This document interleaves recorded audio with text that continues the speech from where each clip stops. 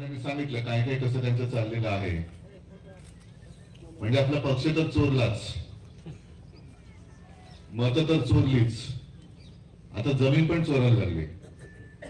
आलं होतं ना काल एक प्रकरण कोणाचं, आणि पहिल्याच दिवशी मला पत्रकारांनी विचारलं, काही जणांनी विचारलं तुमची प्रतिक्रिया काय. म्हटलं कशाला देऊ प्रतिक्रिया, काहीच होणार नाही याच्यामध्ये. एक दोन दिवस तुम्ही बसाल बोंबलत सगळे, आम्ही पण मोठे राजीनाम्याची मागणी करू, ही चौकशी करा, ती चौकशी करू. मुख्यमंत्री कोणी असला तरी त्याची दय केली जाणार नाही. चौकशी समिती नेमतील, क्लीन चिट देतील, विषय संपला. झाले की नाही तसं? तसंच होते. किती प्रकरणं काढायची यांची. आधी यांचं प्रकरण येण्याच्या आधीच एक पुण्यामध्ये आणखीन एक प्रकरण आलं होतं. कोणाचं आलं होतं? जैन मठ, माहितीये ना तुम्हाला. ते सुद्धा गेलं. आता कोणाच्या आत्महत्यांचं प्रकरण, आत्महत्या का हत्या, ते थोडस वरती येतं, पुन्हा ते मिटवायला दुसरं काहीतरी येतं, ते विसरून जातो. आणि हा असा सगळा कारभार बघितल्यानंतर या सरकारला मतचोरी करण्याशिवाय दुसरा पर्याय नाहीये. आता याच्यात दोन गोष्टी आहेत, एक ईव्हीएम आणि दुसरं बोगस मतदार. म्हणजे सहज एक कोणीतरी मला काही एक विनोद सांगितला, तो सांगतो तुम्हाला.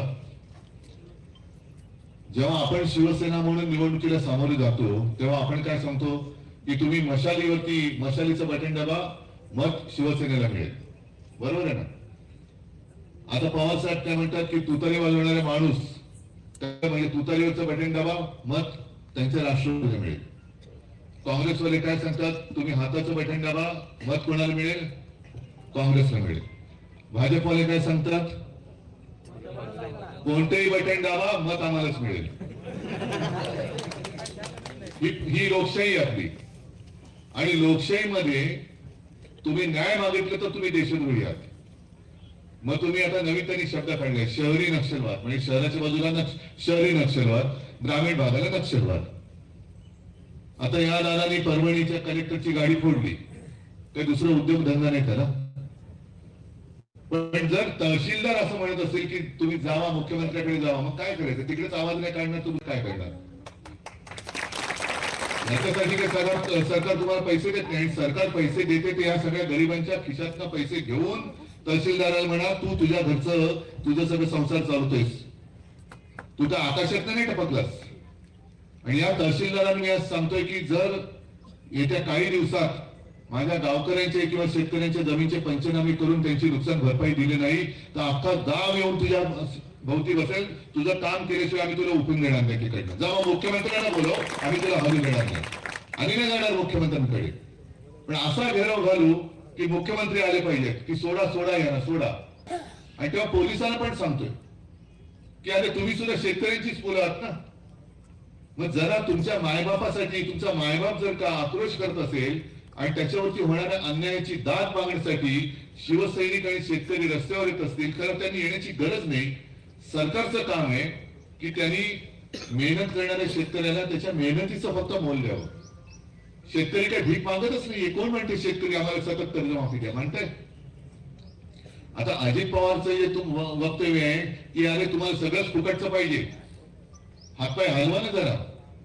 मग तुम्ही हातपाय ना हलवता. अजित पवारांनी सांगायचं जमीन मिळाली ना तुम्हाला, काय हलवलं होतं तुम्ही की जमीन मिळाली फुकटात तुम्हाला?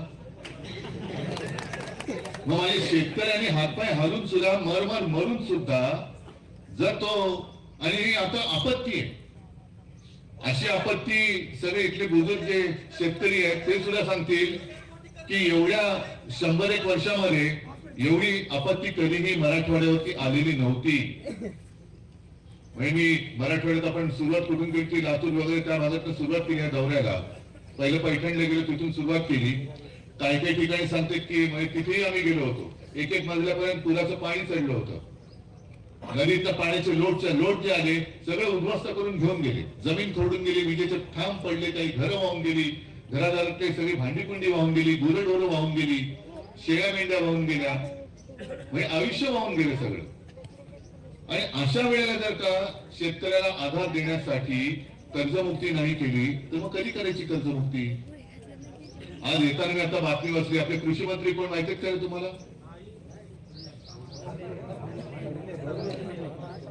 नाही, दत्तात्रय भरणे, बरोबर ना? माझ्याही मंत्रिमंडळात ते होते. म्हणजे एक तर आता मंत्री कोण, कोणत्या खात्याचा आणि तो काय करतो, दिसतो कसा, हेच लोकांना माहिती नाही. त्यांनी सांगितले की कर्जमाफी व्हायला पाहिजे आणि त्याची समितीचा अहवाल एप्रिल पर्यंत येणे अपेक्षित आहे. एप्रिल पर्यंत येणे अपेक्षित म्हटल्यानंतर तुम्ही निर्णय घेणे कधीपर्यंत अपेक्षित आहे? जून मध्ये कर्जमाफी करणार. मी तर म्हणतो माफी शब्दच नकोय, कर्ज मुक्ती पाहिजे. कारण माफी गुन्हेगाराला करतात. आता जून मध्ये कर्जमुक्ती केल्यानंतर तुम्हाला चालतंय का? मी जातो घरी. आता जर का तुम्ही ज्या संकटात आहात आणि तुम्हाला कर्जमुक्तीचा गुळ कोपराला जूनचा लावला असेल तर चालतंय तुम्हाला? बरं, आता तुम्ही सगळे शेतकरी आहात ना? का माझ्यासारखे शहरी बाबू आहात? नाही, मी खरं सांगतो, मला शेतीतलं काही कळत नाही. आता तुमचं नुकसान झाले ना की नाही झाले? पंचनामे झाले की नाही झाले? बरं, आता जर का पथक आलं तर पंचनामा कसा करणार, कसला करणार? नाही, कारण नाही, काहीच राहिलं नाही तरी देखील तुम्ही काय घरी बसलात का कामाला लागलात ना? मग आता तुम्ही जर का, मी अगदी काल परवाचीच गोष्ट आहे, एक ते फोटो पण आलाय माझा, आंबारस वगैरे सगळे होते, खैरे साहेब होते, ते एक जण तो पेरणी करत होता आणि पेरणी करताना तो भूम पेरणी करताना रडत होता मी बोलताना, पण त्याचं काम चालू आहे, काय करणार? नाही तर उद्या काय करणार? आता जर का मी समजा मी आंबादास खैरे साहेब पथक म्हणून गेलो असतो तर काय बोललो असतो, काय प्रॉब्लेम नाही, शेतकरी पेरणीला लागलेला आहे, याचं काही नुकसान झालेलं नाही, गेला असताना रिपोर्ट. मग कसल्या डोंगराचा पंचनामा करणार? जमीन खरडून गेलेली आहे. काय काल सुद्धा तो एक शेतकरी बसला होता, पण इथून 1 किलोमीटरवरती जमीन आहे, अजून कोण यायला तयार नाही. बरं, खरडून गेलेली जमीन पूर्ववत व्हायला किती दिवस लागतात? 2 ते 3 वर्ष किमान. त्याच्यासाठी आधी तुम्हाला माती द्यावी लागेल. इकडे विहिरी गाळाने भरलेल्या आहेत आणि जमीन पूर्णपणे खडकाळ झालेली आहे. माती आणणार कुठून? कोण देणार माती? 3.5 लाख रुपये तुमच्या खरडून गेलेल्या जमिनीला कसे देणार ते? मनरेगातून असे पैसे काढून देता येतात का? म्हणजे हा सगळा जो काय बोगस कारभार आहे दगाबाजीचा, हा बघितल्यानंतर आपण नुसते असे गप्पा मारू बसणार का? संवाद दौरा मी केलं, संवाद दौरा, पण किती काळ संवाद करत बसणार? नुसतं बोलत बसणार का? तरी उठून उभं राहणार आणि काय जाब विचारणार आहात की नाही? मी या शेतकऱ्याचं खरंच कौतुक करतो, तुमचं अभिनंदन करतो. मी तुम्ही गाडी कुठेतरी अभिनंदन करतो, कारण तुम्ही नाईलाज म्हणून तुम्ही धोंडा मारलेला. नाईलाज म्हणून ती धोंडे मारण्याची वेळ सरकारने आणलेली आहे. म्हणून धोंडे मारा किंवा मारायलाच पाहिजे असं माझं काही तुम्हाला म्हणणं नाहीये. पण आपण काय करतो? मोर्चा काढला, मोठा मोर्चा काढतो. एक दिवस सगळे काय होतं, दुसऱ्या विषयी नवीन काहीतरी विषय काढतात, मोर्चा विसरला जातो. एक दिवस आम्ही चक्का जाम करू, सगळे चक्का जाम होतो, दुसऱ्याची परत कोणाचा तरी एखाद्या घोटाळे तो 2-3 दिवस गाजतो, चक्का जाम गेला तेलाची टोपली. एक दिवस आम्ही रेल रोको करू, एक दिवस रेल रोको करतो, लोकांना त्रास, सगळ्यांना त्रास, पुन्हा दुसऱ्या दिवशी येणे माझ्या मागणा. कारण सरकारने तुमचं पाणी झोपलंय, सरकारने तुम्हाला ओळखलंय. सरकार काय म्हणतंय ते किती दिवस बोंबलतील, किती दिवस म्हणतील, थोडे दिवसांनी आपले कामाला लागतील, काय असेल नसेल ते पुन्हा गहाण टाकतील, पुन्हा काहीतरी कर्ज काढतील, काहीतरी करतील आणि लागतील कामाला. रात नाही पाच देईल. आपण मधल्यामध्ये निवडणुका काढून घेऊ. आता निवडणुका लागल्यात, नगरपालिका परिषदामध्ये, जिल्हा परिषदा वगैरे, पालिका, महापालिका सगळ्या येणार. आणि केंद्रीय पथक तुमच्या गावात आलं होतं की नाही मला कल्पना नाही. परदेशी समिती आली का? 18 जुलैला या परदेशी समितीची घोषणा केली. तेव्हा होते मराठा कोकाटे, त्यांनी जाहीर केलेली आहे. मग जुलै पासून आतापर्यंत परदेशी झोपले. त्याच्यानंतर आपत्ती आली, सप्टेंबर मध्ये मोठी आपत्ती आली, नंतर पाऊस चालूच आहे. आता पाऊस थांबलाय, आता 4 दिवस झाले. मी जेव्हा सुरुवात केली तेव्हा ढगाळ वातावरण होतच, पण अजूनही कोणती समिती आली नाही. केंद्रीय पथक आता येऊन गेलं. आणि तुम्ही लिहून ठेवा, ज्या ती केंद्रीय पथक आता येऊन गेलेले आहे तेव्हा निवडणुकी आता येतील जिल्हा परिषद वगैरे, तोपर्यंत आपले पंतप्रधान तुमच्या तोंडाला पानं पुसायला एखादं पॅकेज आणखीन जाहीर करतील. आम्हाला आत्ता पाहिजे मदत. आणि पंतप्रधानांनी त्याही वेळेला सांगितलं होतं, बिहारच्या निवडणुकीत कोणी न मागता सर्व जवळपास 75 लाख महिलांच्या खात्यात पंतप्रधानांनी केंद्रातून 10,000 रुपये टाकले. आणि आपले मुख्यमंत्री जे मी फिरतोय आज, मुख्यमंत्री फिरायला पाहिजे. मुख्यमंत्री बिहारला फिरतायत, नुसते नाही फिरत. त्यांचं भाषण आहे, माझ्या तुमच्याकडे पण क्लिप आली असेल, हिंदी में बोल रहे हैं. नहीं इधर आओ, नहीं मैं आपको बताता हूं, हमारे जो प्रधानमंत्री जी हैं उनका सभी राज्यों पर प्यार है, महाराष्ट्र पर भी है, लेकिन अंदर की बात आपको बताता हूं.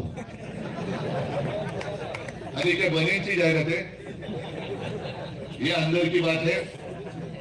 अंदर की बात आपको बताता हूं, प्रधानमंत्री जी का सबसे ज्यादा प्यार बिहार के ऊपर है. करा ना, सगळ्यांवरती प्रेम करा. प्रेम कोणी कोणावरती करायचं, तुम्ही सगळ्यांवरती करा, कारण तुम्ही देशाचे पंतप्रधान आहात, बिहारचे नाहीये, गुजरातचे तर फक्त गुजरातचे तर नाहीच नाही, तुम्ही महाराष्ट्राचे सुद्धा पंतप्रधान आहात. बिहारला निवडणुकांसाठी जर पंतप्रधान कोणी न मागता, कोणती समिती न नेमता, अभ्यास कोणताही न करता सर्व महिलांच्या खात्यात मतांसाठी 10,000 रुपये टाकत असतील, तर मी पंतप्रधानांना आज विनंती पण करतोय आणि आव्हान पण देतोय की तुम्ही देशाचे पंतप्रधान आहात. काश्मीर पासून कन्याकुमारी पर्यंत, मणिपूर सकट प्रत्येक माझ्या देशातल्या महिलेच्या खात्यात 10,000 रुपये तुम्ही टाका. काय चुकतंय? हा काय टोमणा मारला? कारण मुख्यमंत्री म्हणतात टोमणा मारला. उद्धव ठाकरेंनी विकासावरती केलेले एक भाषण दाखवा आणि 1000 रुपये मिळवा. मी परवाही त्यांना कुठलं गाव, त्या गावामध्ये जे पाणी वगैरे चढलं होतं ना, तिथे सिरसाव, त्या गावात त्यांना आव्हान दिलं. मी त्यांना म्हटलं आज मी सिरसाव गावातच राहतो, तसं आता मी तुमच्या गावात राहायला तयार आहे. आणि मुख्यमंत्र्यांनी इकडे हेलिकॉप्टरने यावं, फक्त अट एक आहे, मुख्य रस्त्यापासून इथपर्यंत गाडीत यायचं आणि किती हाडी शिल्लक राहतात ते दाखवायचं, मग विकासावरती बोला. आज शेतकरी पूर्ण जमीन खरडून गेलेली आहे. खरडून गेलेल्या शेतकऱ्यासमोर मी जाऊन काय सांगू, तुझ्या उरावर तरी आता शक्तीपीठ महामार्ग नेतोय हे सांगू? हा विकास? आणि शक्तीपीठ महामार्ग इथे त्याचा तेवढा प्रभाव नसेल, काल होतो तिकडे होता, शेतकऱ्यांच्या सुपीक जमिनी पण त्याच्यात जाणार आहे आणि मागणीच कोणाची नाहीये. पण काल राहुल तुम्ही जे सांगितलं तर बरोबर आहे, शक्तीपीठ महामार्गाला सिमेंट किती लागणार? 12 कोटी बॅग, हा आताचा पहिला प्राथमिक अंदाज. आता त्याचा नारळ फोडतानाचा खर्च किती आहे? 86,000 कोटी. आता हे सिमेंट कोणाचं वापरणार? मग तुम्हाला कळेल की कोणासाठी हा मार्ग आहे, विकास कोणाचा होतोय. कोणाचं सिमेंट? अदानी. आणखीन तुम्हाला त्याच्यात सांगतो, अंदर की बात बतातो हूं, अब मैं आपको अंदर की बात बताता हूं. मुंबईच्या बाजूला कल्याण डोंबिवली आहे, माहितीये तुम्हाला? त्या तिथे मोठी जमीन ही अदानीला सिमेंट कारखान्यासाठी दिली गेली. आणि जसा इकडे शक्तीपीठ महामार्गाला विरोध आहे, तसं तिथे सिमेंट कारखान्याला काही प्रदूषण होऊ नये म्हणून तिथले स्थानिक रहिवासी त्याला विरोध करतायत. पण ते नियम बदलून, पंतप्रधानांनी केंद्रामध्ये नियम बदलून अदानीला सिमेंट कंपनीसाठी तिकडे जागा दिलेली आहे. मग कोणाचा विकास? आणि माझा शेतकरी आताच त्याच्या हातामध्ये भिकेचा कटोरा घ्यायचंच बाकी आहे.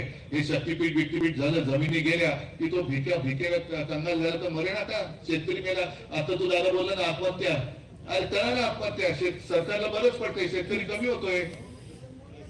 पण तुम्ही सगळे एकवटून सरकारचा गळा दाबत नाही, त्यांचा सरकारचा श्वास कोंडत नाही ना, तोपर्यंत तुमच्याकडे कोण लक्ष देणार नाही.